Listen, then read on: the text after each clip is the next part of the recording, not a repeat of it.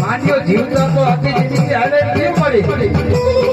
અને તું મેરડી એને મરી ગયા પછી એનું સંબંધ નથી મરી ગયા પછી એને હારે કરવા બી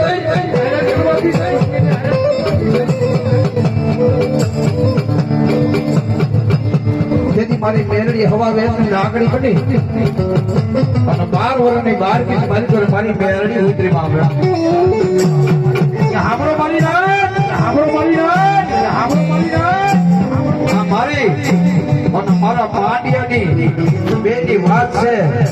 કદાચ જો આ ધરતીની માથે કદાચ ચાંદો સૂરજ રે ત્યાં લગી ખેડીના જોગ જાણવે કદાચ મારા માટિયાના નામનો